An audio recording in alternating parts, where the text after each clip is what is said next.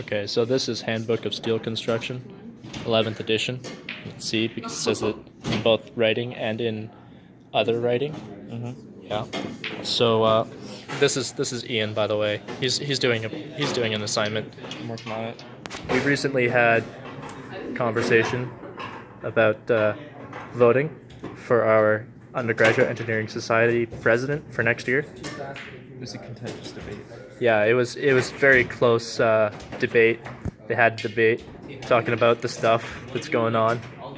But anyway, this video is a really terrible video. Quick, just about how to design stuff with steel. So I'm kind of new to this. So this is an assignment for this class that I've had in the past. Just handed in the personal part for that, but we're not going to talk about that. So this here is just a nice handy flow chart that my prof made for us. Just saying, oh geez, focus, there we go. So just the live load reduction factor that you need to find. Yeah. So it's mildly ugly, but it's important to keep people from not dying. Anyway, what we're doing right now in class is, we just did an example. This is my personal work.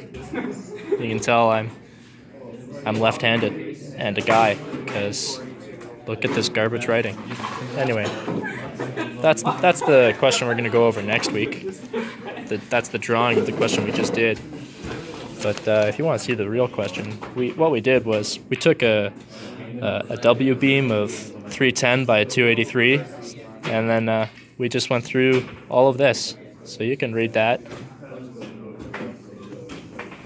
Yeah. And my answer was wrong.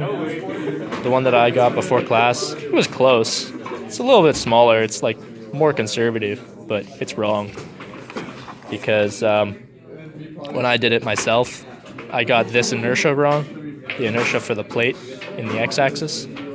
Oh, that's actually kind of hard to read, and this will not focus. But anyway, so I did this before we actually learned about it. I got kind of close, but then I changed it after I realized I was wrong.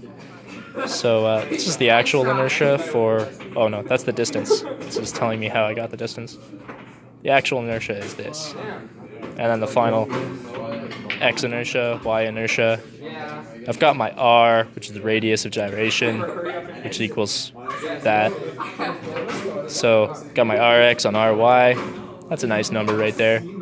I got my kl on r. And I go through and I find out it's pretty much 29. And with an fy of 350, I just went to this book over here, which just saves a hell of a lot of time by just having these tabs. So I use kl over r tab, and I go waha, and then I go, where am I? So I'm over here, and with this fy of 350 and kr of 30-ish, 29, I just go down to 29, and that's not going to focus. But focus? No, it doesn't want to focus. It wants to be hard.